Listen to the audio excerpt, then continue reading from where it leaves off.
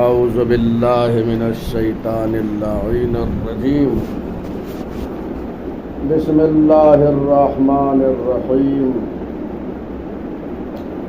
الحمد للہ الذی جعلنا من المتمسکین بولایت امیر المؤمنین والائمہ علیہم السلام والصلاة والسلام على رسوله الكريم وعلى الطيبين الطاهرين المعصومين المظلومين واللعن الدائم على أعدائهم أجمعين من يومنا هذا إلى قيام يوم الدين.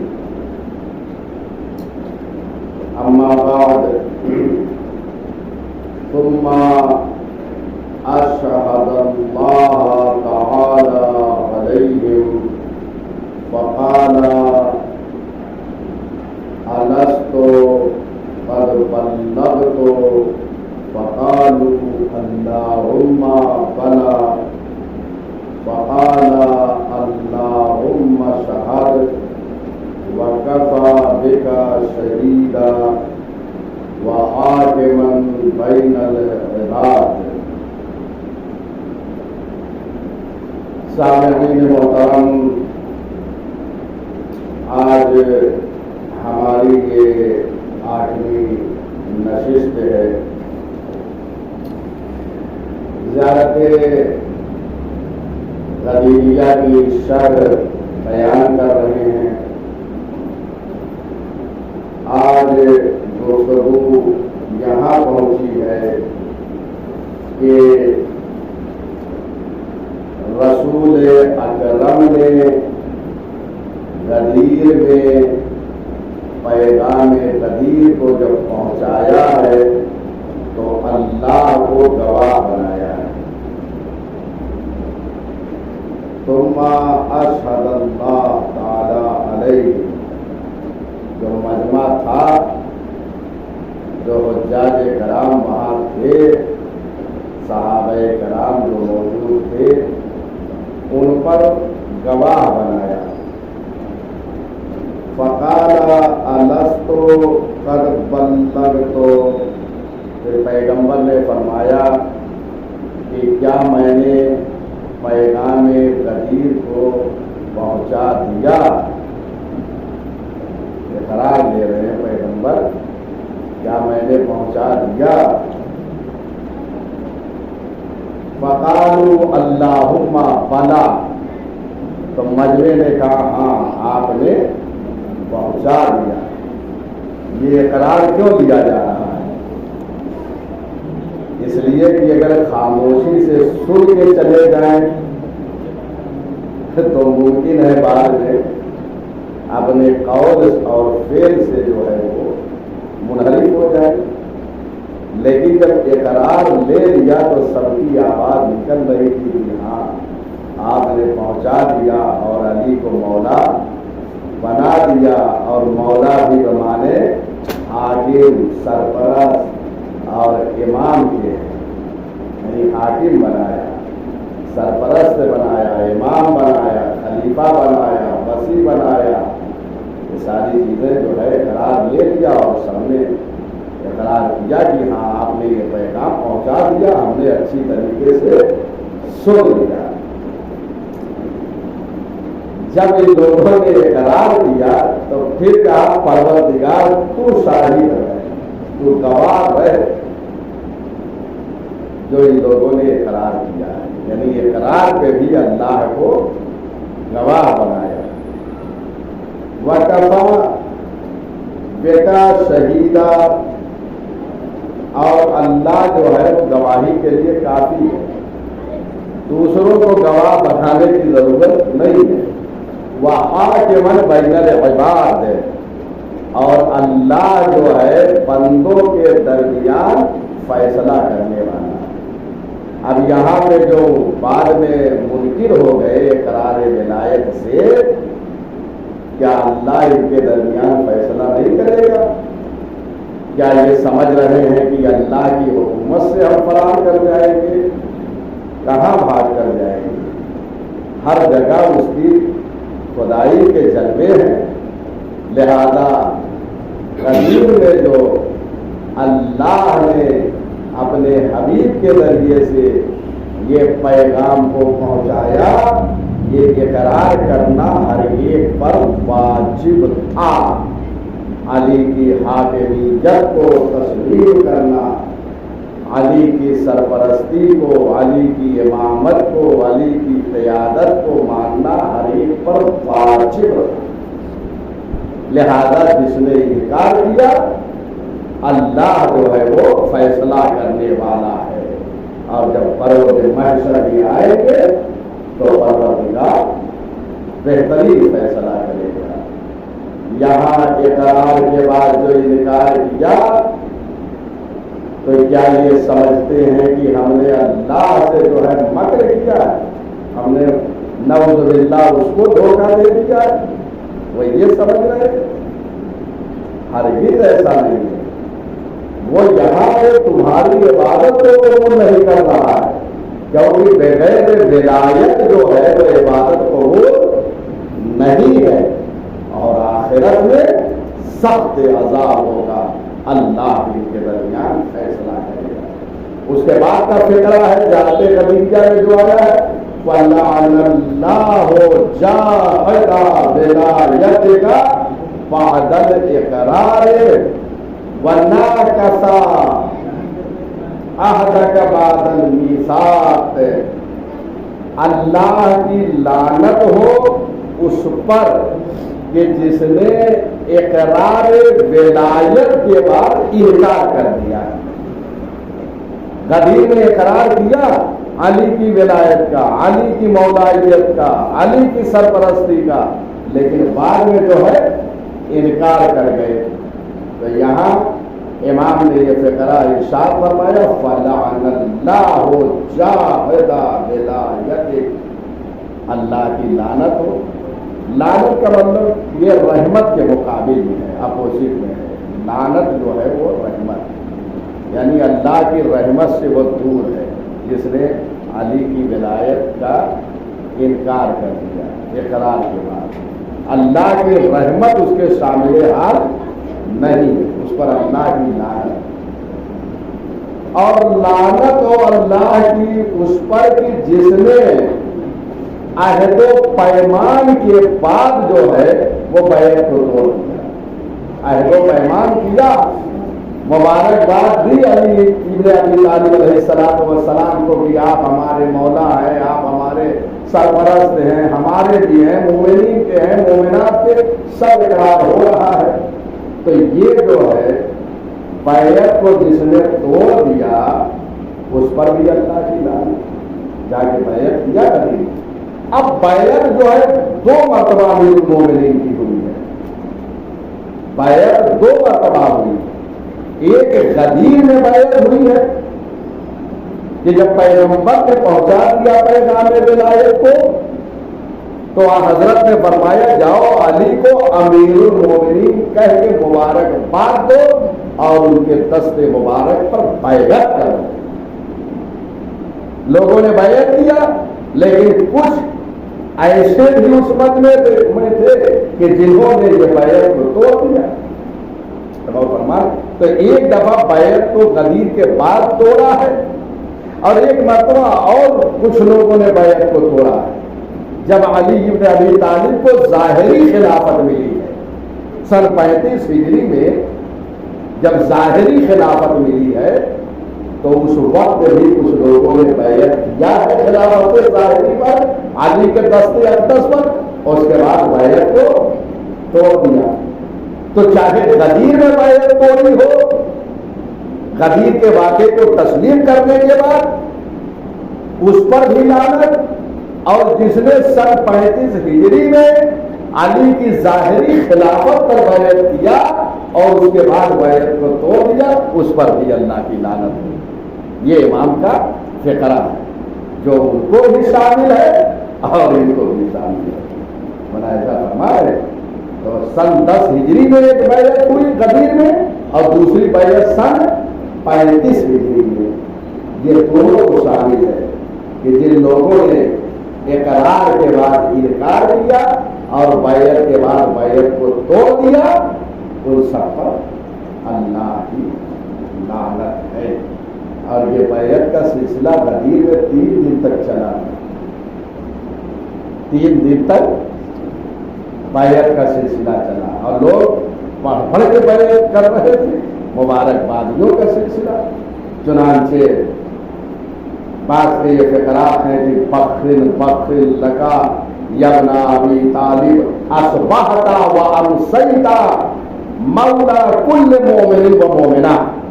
اے علی مبارک ہو، مبارک، آپ تو ہمارے مولا ہو گئے اور ہر مومن و مومنہ کے مولا ہو گئے، اور فرما رہے ہیں سب کے مولا ہو گئے۔ الغدیر جلد 2 صفحہ نمبر 36 پہ یہ فقرہ موجود ہے۔ بہرحال اس کے بعد کا فقرہ ہے وَأَشْهَدُ ذات قدیریہ میں۔ اب قدیر قریب آ رہی ہے اور اس کو پڑھیے گا ضرور، اس زیارت کو غدیر کے دن، اور غدیر کے علاوہ بھی آپ پڑھیے، غدیر کے دن تو زیادہ تاکید ہے۔ وَأَشْهَدُ أَنَّكَ وَفَيْتَ بِعَهْدِ اللَّهِ تَعَالَى وَأَنَّ اللَّهَ تَعَالَى مُوفٍ لَكَ بِعَهْدِهِ۔ امام فرما رہے ہیں اپنے جد کے قبر مطہر کے بعد، 10ویں امام سے یہ منقول ہے، یہ زیارت غدیریہ۔ امام 18 غدیر کو وہاں پر اپنے جد امجد کے قبر مطہر کے پاس کھڑے ہو کر یہ زیارت پڑھا رہے ہیں اور فرما رہے ہیں۔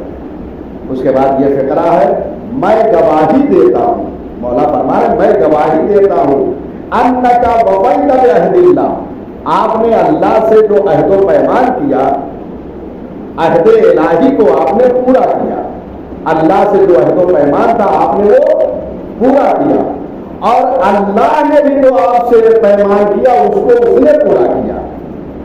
اور فرما رہے ادھر سے بھی عہد و پیمان پورا ہوا۔ اب وہ عہد و پیمان کیا ہے جو امیر المومنین نے پورا کیا؟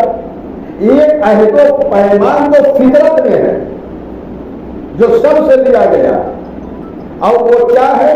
وہ عہد و پیمان یہ ہے کہ الم آہد یا بنی آدم اللہ تعبدوا الشیطان انہ لکم عدو مبین وان اعبدونی ھذا صراط مستقیم۔ اے بنی آدم، شیطان کی عبادت نہ کرنا، یہ ہر ایک سے عہد و پیمان ہے۔ شیطان کی عبادت نہ کرنا کیونکہ وہ تمہارا کھلا ہوا دشمن ہے، بلکہ کس کی؟ ان اعبدونی، میری عبادت کرو، کیونکہ یہ سیدھا راستہ ہے۔ تو یہ جو عہد و پیمان اللہ نے لیا، امیر المومنین نے اللہ کی اتنی عبادت کیا کہ واجبات چھوڑ کے مستحبات آپ سنتے ہیں، پڑھتے بھی ہیں کہ راتوں میں 1000 رکعت جو ہے امیر المومنین نماز پڑھتے تھے، ملاحظہ فرمایا آپ نے؟ تو یہ اللہ نے جو عہد لیا امیر المومنین نے پورا کیا۔ اور اس کے بعد جو امامت کے حوالے عہدہ تھا کہ بندوں کی ہدایت کرنا، اللہ تک لوگوں کو پہنچانا، قانون الہی کو پہنچانا، قانون شریعت کو پہنچانا، یہ سب جو عہد تھے امیر المومنین نے سب کو بحوصل و خوبی پہنچا دیا۔ لہذا امیر المومنین نے جو اللہ کا عہد تھا اس کو پورا کیا، اور خود اللہ نے بھی اپنے عہد کو پورا کیا۔ اب اللہ کا عہد کیا ہے؟ سورہ مبارکہ فتح کی ایک آیت کو امام نے یہاں پہ استعمال کیا ہے کہ عہد 2 طرفہ ہے، ایک عہد الہی ہے جو امیر المومنین نے پورا کیا، اور پھر امیر المومنین سے جو عہد ہے اللہ نے اس کو بھی پورا کیا۔ یہ ہر عبد و معبود کے درمیان عہد ہے۔ وَمَنْ أَوْفَى بِمَا عَاهَدَ عَلَيْهِ اللَّهُ فَسَيُؤْتِيهِ أَجْرًا عَظِيمًا، اور جو اپنے عہد کو پورا کرے کہ جسے اللہ سے کیا ہے تو اللہ بھی اسے اجر عظیم جو ہے عنایت کرے گا۔ ملاحظہ فرما رہے ہیں یعنی جو اللہ سے عہد و پیمان پورا کرے گا اللہ بھی اسے اجر عظیم، یہ اس کا وعدہ ہے، یہ وہ وفا کرے گا۔ لیکن پہلے جو آپ نے عہد کیا اللہ سے اس کو پورا کرے، پھر اللہ پورا کرے گا۔ امیر المومنین نے چاہے وہ فطری جو ہے عہد تھا جو اللہ نے لیا وہ بھی پورا کیا، اور جو امامت کے حوالے ساری ذمہ داریاں تھی عہد و پیمان اس کے اور اللہ کے درمیان تھا اسے پورا کیا۔ پھر اللہ نے امام فرما رہے ہیں کہ میں گواہی دیتا ہوں کہ اللہ تعالیٰ نے بھی اپنے عہد کو پورا کیا۔ جنت ان کے حوالے، کوثر ان کے حوالے، سلسبیل ان کے حوالے، تسلیم ان کے حوالے، قاسم الجنت والنار یہ ہے، یہ سارے انعامات ہیں۔ اللہ نے جو ہے اپنے عہد کو پورا کیا، ساری چیزیں امامات، ولایت، خلافت، وصایت سب کچھ ان کے حوالے۔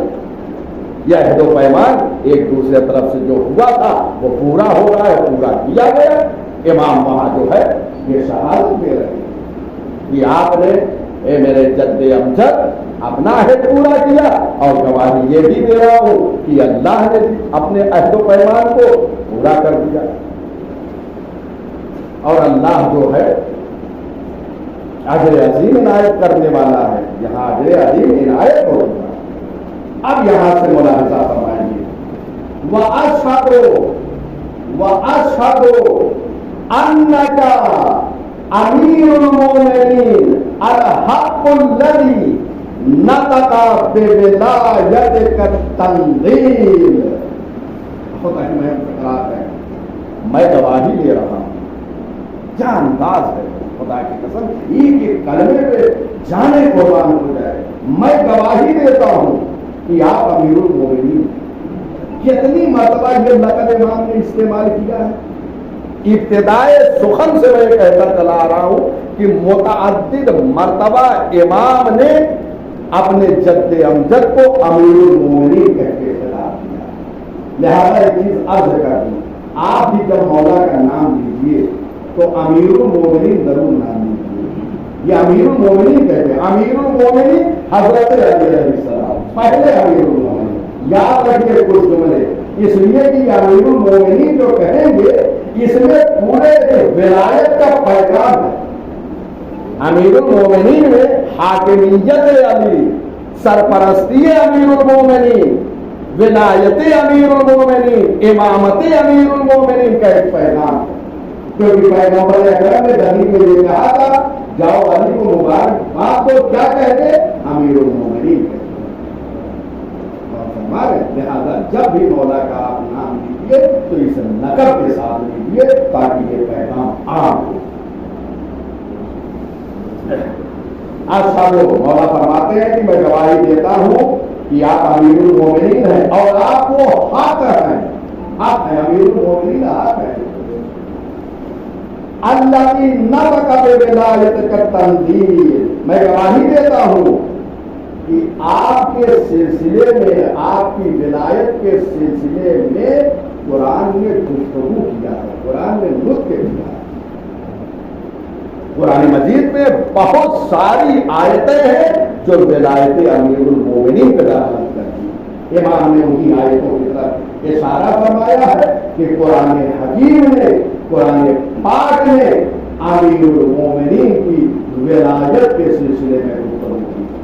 اور سب سے وہ مشہور آیت یاد رکھیے، اپنے بچوں کو ان آیتوں کو یاد دلائیے، اپنے بچوں کو آیت ولایت جو ہے اس کو یاد دلائیے۔ سورہ مائدہ میں آیت نمبر 55 اس کو یاد دلائیے، بیٹھائیے، مدرسوں میں بھیجیے، ہر بات کی ذمہ داری ہے۔ تو ولایت انما ولیکم اللہ ورسولہ والذین آمنوا الذین یقیمون الصلاۃ ویؤتون الزکاۃ وہم راکعون۔ تمہارا ولی اللہ ہے، رسول ہے، اور وہ ہے جو نماز قائم کرتے ہیں، زکات دیتے ہیں جبکہ وہ رکوع میں ہوتے ہیں۔ یہ ولایت اسی مطلب کی طرف امام نے اشارہ فرمایا ہے زیادہ ربیہ میں کہ میں یہ گواہی دیتا ہوں کہ قرآن حکیم نے آپ کی ولایت کے سلسلے میں گفتگو کی ہے۔ تو ایک آیت تو یہ آیت ولایت ہے، اور دوسرے سے فارغ ہو کر جو ہوا میں پہنچے ہیں تو پروردگار کی طرف سے یہ آیت نازل ہوئی ہے جو رسول بلغ ما انزل الیک من ربک فإن لم تفعل فما بلغت رسالتہ واللہ یعصمک من الناس۔ یہ بھی ولایت کے سلسلے میں گفتگو کر رہی ہے آیت کہ یہ رسول منصب کے ذریعے سے خطاب کیا، محمد مصطفیٰ نے کہا کہ آج منصب کا اعلان ہے، لہذا آپ کے منصب کو یاد کر کے میں یہ کہہ رہا ہوں اے رسول پہنچا دو اس پیغام کو۔ یہ بھی ولایت کے ذریعے سے حوالے سے گفتگو کر رہی ہے۔ اور اس کے بعد جب پہنچا دیا تو وہ آیت الیوم اکملت لکم دینکم واتممت علیکم نعمتی ورضیت لکم الاسلام دینا، ولایت علی کے ذریعے سے دین اکمال تک پہنچا، ولایت علی کے ذریعے سے اللہ اس دین سے راضی ہے، وَإِلَّا اگر علی کی ولایت نہ ہوتی تو اللہ دین سے بھی ناراض ہوتا۔ اب جہاں پر ولایت علی نہیں ہے اللہ اس دین سے ناراض ہے۔ اور فرما رہے ہیں جہاں ولایت نہیں ہے ان کے دین سے وہ اللہ ناراض ہے۔ اس لیے کہ آیت تو میں نے یہ 3 آیتوں کی طرف اشارہ کیا، نہ جانے کتنی آیتیں ہیں قرآن مجید میں یریدون ان یطفئوا نور اللہ بافواہہم واللہ متم نورہ ولو کرہ الکافرون۔ یہ آیت بھی ولایت کی طرف اشارہ کر رہی ہے، امامت کی گفتگو ہے، ولایت کی گفتگو ہے۔ نہ جانے کتنی آیتیں ہیں، انما انا منذر، یہ آیت یہ بھی اسی مطلب کی طرف اشارہ کر رہی ہے۔ وَلِكُلِّ قَوْمٍ هَادٍ، انما انت منذر، پیغمبر کو خطاب ہے، اللہ کے پیغمبر کو منذر ہو۔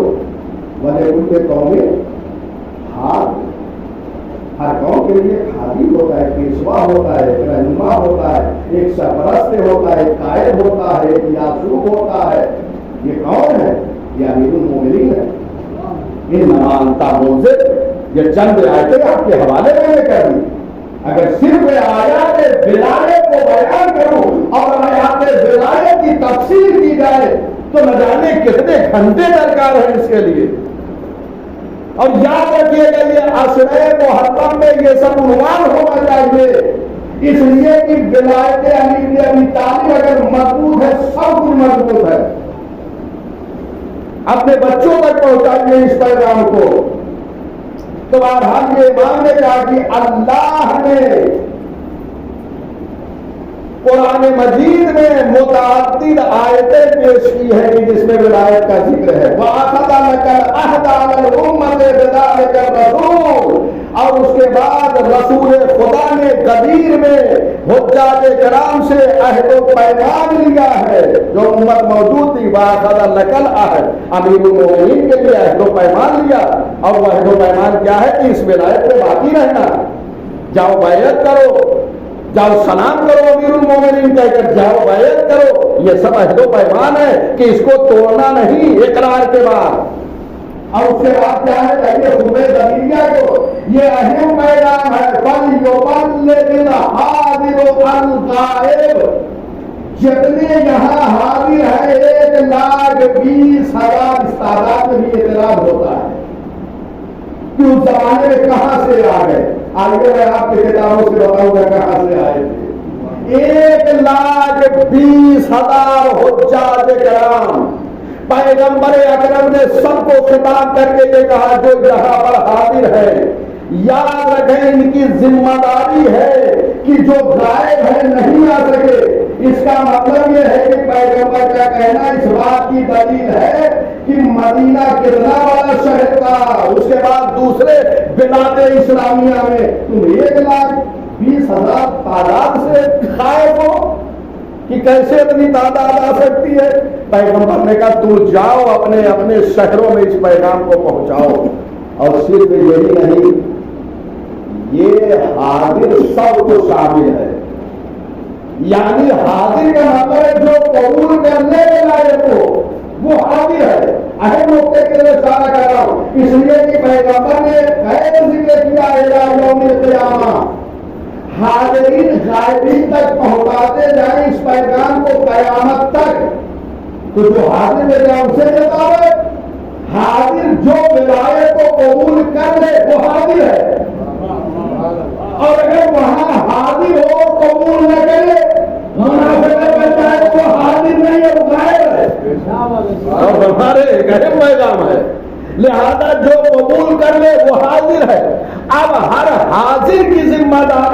کہ قیامت تک آنے والی نسلوں تک ولایت امیر المومنین کا پیغام پہنچائے۔ اس کے بعد یہ تو پیغام ہو رہا ہے، امام نے زیارت غدیریہ میں اسی مطلب کی طرف اشارہ کیا ہے۔ اس کے بعد کا جملہ ہے والوالدہ والوالد الولدہ، اور والد جو ہیں اسی وقت محترم کہلائیں گے۔ والد محترم کہتے ہیں نا، تو والد محترم نہیں کہلائے گا۔ والد محترم کب بنتا ہے؟ پیغمبر نے فرمایا کہ ہر باپ کی ذمہ داری ہے کہ اپنے بچوں کو ولایت علی کا پیغام پہنچائے۔ ہر باپ کی، اس کا مطلب یہ ہے کہ اگر ولایت کا پیغام اپنے بچوں تک پہنچا رہے ہیں تو والد محترم ہے، اور اگر نہیں پہنچا رہے والد تو ہم محترم نہیں ہے۔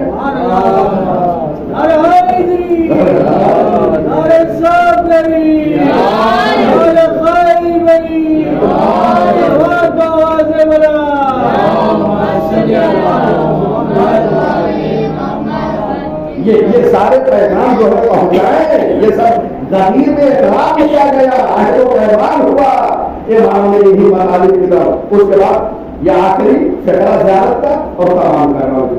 یہ خدا کی قسم جملے میں ذرا سا دقت کیجیے اور رکھیے اپنے ذہن میں، اور بعد میں سوشل میڈیا پہ جو اپلوڈ کر رہا ہے اس کو سنیے۔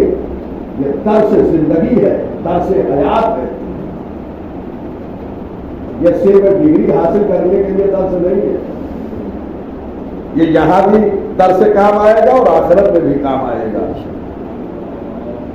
تو یہاں پر آپ دیکھیے مولا فرما رہے ہیں ذات غدیریہ کا یہ فقرہ، وَأَشْهَدُ أَنَّكَ وَأَمَّكَ وَأَخَاكَ الَّذِينَ تَاجَرْتُمُ اللَّهَ بِنُفُوسِكُمْ فَأَنزَلَ اللَّهُ فِيكُمْ إِنَّ اللَّهَ اشْتَرَىٰ مِنَ الْمُؤْمِنِينَ أَنفُسَهُمْ وَأَمْوَالَهُمْ بِأَنَّ لَهُمُ الْجَنَّةَ۔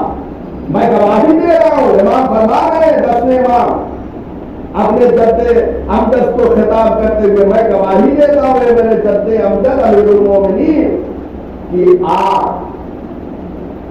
و امہ کا اور آپ کے چچا و اخا کا اور آپ کے بھائی وہ ہیں کہ آپ نے، آپ کے بھائی نے اور آپ کے چچا نے اپنے نفس کی تجارت کیا ہے اللہ سے۔ اور جب نفس کی تجارت کیا اللہ سے تو اللہ نے ان کی شان میں یہ آیت نازل کیا۔ 3 لوگوں کی شان تجارت کس نے کیا؟ امیر المومنین، ان کے چچا جناب حمزہ سید الشہداء، ان کے بھائی جناب جعفر طیار، یہ تینوں نے اپنے نفس کی تجارت کیا۔ تجارت کے لیے 2 چیز ہوتی ہے، ایک ہے مبی اور ایک ہے سمن مسمن۔ ایک چیز مال ہوتا ہے اور ایک قیمت ہوتی ہے، یہ 2 چیز کے ذریعے سے تجارت ہوتی ہے نا۔ ادھر مبی اور مسمن کیا ہے؟ نفس ہے، نفس امیر المومنین، نفس جناب حمزہ سید الشہداء، نفس جناب جعفر طیار، اور قیمت میں اللہ کیا دے رہا؟ بِأَنَّ لَهُمُ الْجَنَّةَ، قیمت اس کی جنت۔ اور فرما رہے ہیں قیمت کیا ہے؟ جنت ہے۔ تو ان لوگوں نے اللہ سے تجارت کیا، اس کے بعد قرآن میں اللہ نے یہ آیت نازل کی، فَأَنزَلَ اللَّهُ فِيكُمْ، تو اللہ نے آپ کے بارے میں یہ آیت نازل کیا۔ تیزی سے پڑھو، ایک ایک جو اس آیت میں لفظ ہے کلمہ ہے، یقین جانیے کہ اسے اپنی زندگی کا عاری بنانا چاہیے۔ ان اللہ اشتری من المؤمنین انفسهم، یہ آیت نازل کیا ان تینوں کے بارے میں، امیر المؤمنین جناب حمزہ جناب جعفر طیار، ان لوگوں کے نفوس کو اور اموال کو اللہ نے خریدا، اور مقابل میں قیمت اللہ نے کیا دی؟ جنت دی۔ کہ جو آپ کے نفوس ہے اس کی قیمت سوائے جنت کے اور کچھ نہیں ہے۔ اچھا کیا کارنامہ انجام دیا؟ امیر المومنین علی بن ابی طالب جتنی جنگیں سوائے ایک دو جنگوں کے ساری جنگوں میں وقت کا صحرا امیر المومنین کے ساتھ جاتا، ہر جنگ میں شریک رہے ہیں، ہر جگہ گئے ہیں، دفاع کیا دین سے، قتال کیا، جہاد کیا، دشمنان اسلام کو قتل کیا اور پھر خود محراب عبادت میں شہید ہو گئے۔ یہ امیر المومنین کا کارنامہ۔ جناب حمزہ جنگ احد میں پیغمبر اکرم کے ساتھ ساتھ رہے اور آپ کی شہادت جنگ احد میں ہو گئی، اور پیغمبر اکرم نے آپ کے جسم مبارک پر نماز پڑھ کے وہیں دفن کر دیا۔ چنانچہ شہدائے احد کے لوگ زیارت کے لیے تشریف لے جاتے ہیں۔ جناب حمزہ پائیدار ثابت قدم ہو کے لڑ رہے تھے، لیکن ایک دشمن کی تحریک پر خاندان بنی امیہ کتنی دشمنی رکھتا تھا بنی ہاشم سے۔ حبشی غلام کو تحریک کیا گیا کہ حمزہ کو شہید کر دیا جائے۔ اس نے ایک بھالا مارا جناب حمزہ کو اور مارا اسے۔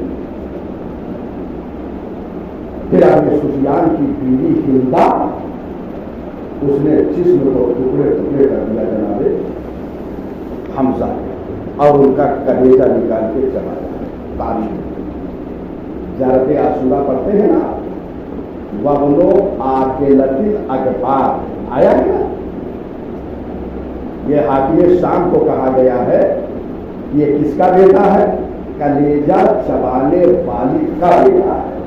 آپ جا کے زیارت عاشورہ میں دیکھیں تو جناب حمزہ نے اس طریقے سے اپنے نفس سے اپنے مال سے جو اللہ کی راہ میں تجارت کیا یہ۔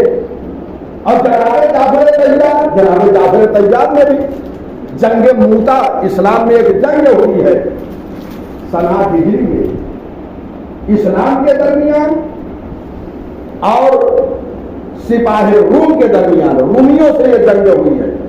رسول اللہ نے 3 جنرل اور 3 فرماندے، 3 سپہ سالار جو ہے معین کیے کہ اگر یہ شہید ہو گئے تو یہ ہوں گے، ان کی جگہ یہ شہید کر دی جائے۔ تو پہلا سپہ سالار جناب جعفر طیار تھے۔ اسی جنگ موتا میں 2 ہاتھ شہید ہو گئے۔ اللہ نے وہ پر عنایت کیے جو جنت میں ملائکہ کے ساتھ پرواز کرتے ہیں، جناب جعفر طیار۔ تو جناب جعفر طیار کی یہ قربانی، اسی لیے اس زیارت میں امام نے ان تینوں قربانیوں کو یاد کیا ہے جو اللہ سے بیع کیا ہے، اللہ سے جو تجارت کیا ہے۔ تو اللہ نے ان کے نفس اور مال کو خرید لیا ہے، بِأَنَّ لَهُمُ الْجَنَّةَ، اور عوض میں جنت دے دیا۔ يُقَاتِلُونَ فِي سَبِيلِ اللَّهِ، یہ اللہ کی راہ میں قتال کرتے ہیں، جہاد کرتے ہیں۔ فَيَقْتُلُونَ وَيُقْتَلُونَ، بس یہ جو ہے قتل کرتے ہیں دشمنان اسلام کو اور خود بھی شہید ہو جاتے ہیں۔ چنانچہ تینوں شخصیتیں امیر المومنین محراب عبادت کے شہید کر دیے گئے، جناب حمزہ جنگ احد میں شہید کر دیے گئے، جناب جعفر طیار جنگ موتا میں شہید کر دیے گئے۔ انہوں نے قتل بھی کیا اور پھر شہید بھی ہو گئے۔ اللہ اکبر۔ وعدن علیہ مسلسل آئے گئے، بس 2 منٹ تمام کراؤں گا۔ وعدن علیہ، ان سے یہ وعدہ اللہ کا ہے، وعدن علیہ، اللہ پر یہ وعدہ ہے ان سے، یعنی یہ جو تینوں شخصیتیں ہیں، اور یہ وعدہ توریت میں، انجیل میں، قرآن میں، وَمَنْ أَوْفَىٰ بِعَهْدِهِ مِنَ اللَّهِ فَاسْتَبْشِرُوا بِبَيْعِكُمُ الَّذِي بَايَعْتُم بِهِ وَذَٰلِكَ هُوَ الْفَوْزُ الْعَظِيمُ۔ ان سے یہ وعدہ ہے اللہ کا، اور یہ توریت میں، انجیل میں، قرآن میں، اور اللہ سے بڑھ کر وَمَنْ أَوْفَىٰ بِعَهْدِهِ مِنَ اللَّهِ، اللہ سے بڑھ کر کوئی اپنا وعدہ ہے پورا کرنے والا؟ اللہ نے اپنے وعدے کو پورا کر دیا۔ میں نے اس سے قبل تشریح کیا فاستبشروا ببیعکم الذی بایعتم بہ. اس کے بعد یہ ارشاد فرمایا اسی آیت میں کہ بس اس بیع پر تم خوشیاں مناؤ. یعنی جو بیع ہوئی ہے انہوں نے اپنے نفوس کو بیچا ہے اور اللہ نے بدلے میں قیمت میں جو ہے جنت رکھی ہے. فاستبشروا پر اس پہ اظہار مسرت کرو ببیعکم جو اللہ سے بیع کیا. وذالک هو الفوز العظیم.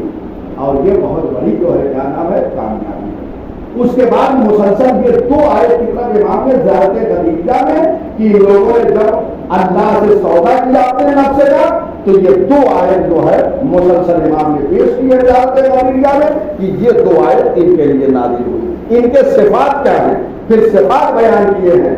التائبون العابدون الحامدون السابحون الراکعون الساجدون. یہ وہ لوگ ہیں, یہ وہ ہستیاں ہیں جنہوں نے اللہ سے بیع کیا ہے, اللہ سے تجارت کی ہے, اپنے نفس کو بیچا ہے. ان کی صفت یہ ہے کہ یہ بارگاہ رب العزت میں تائب ہے.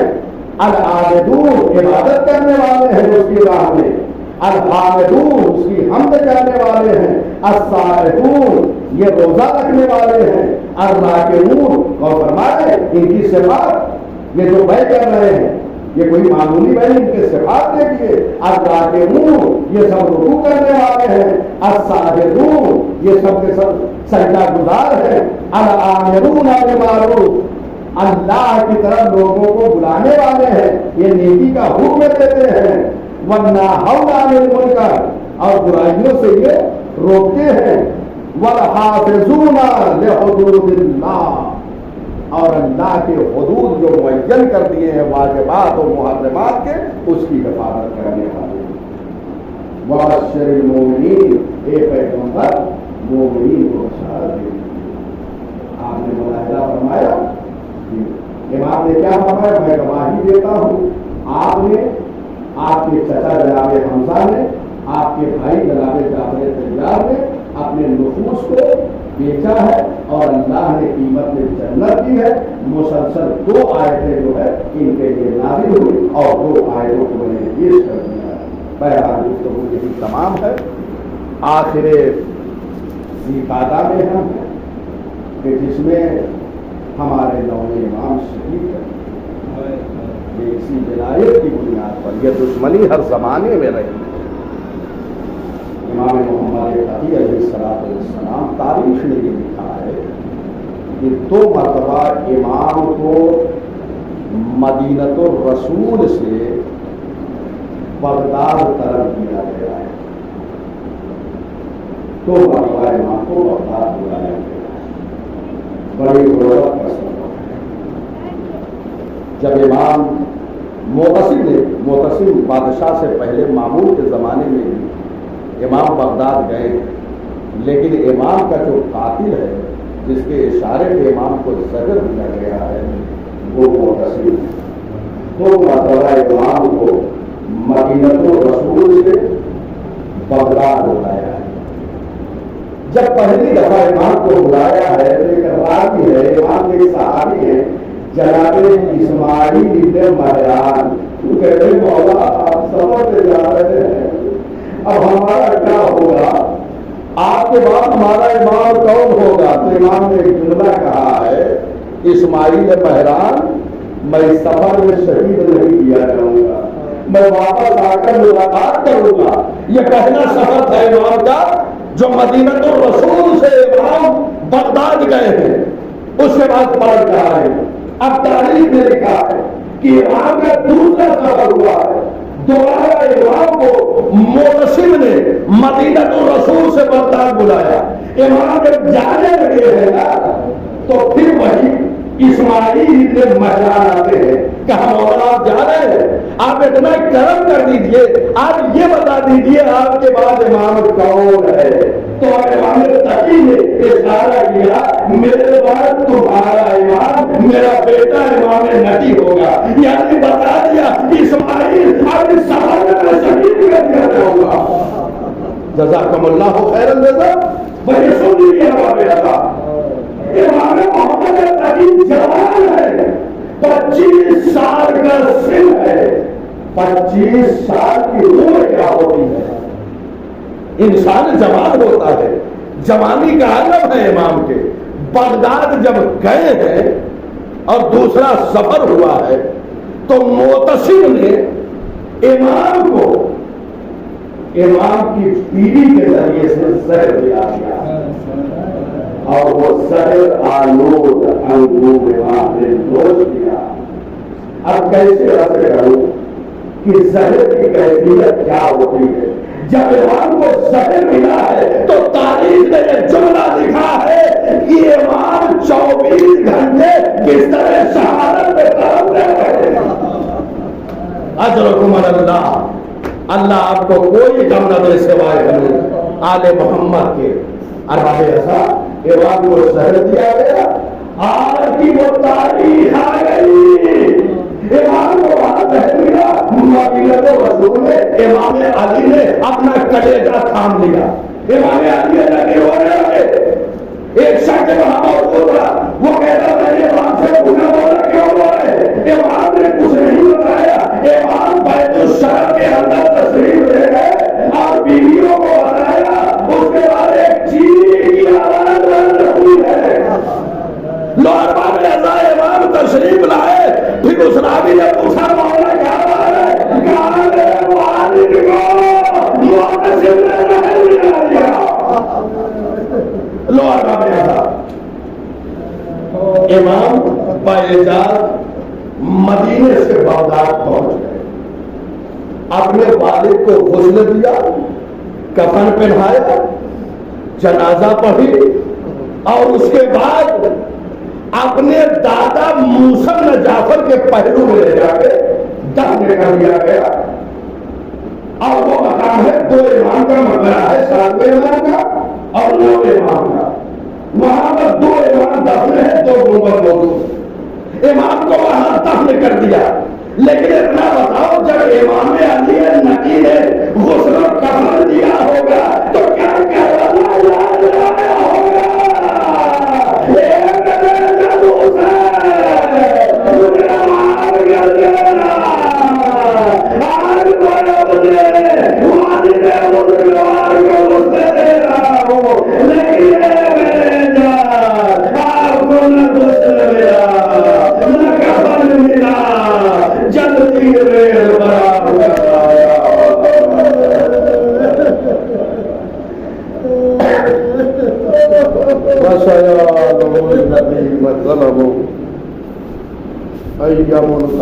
ينقلبون ربنا تقبل منا إنك أنت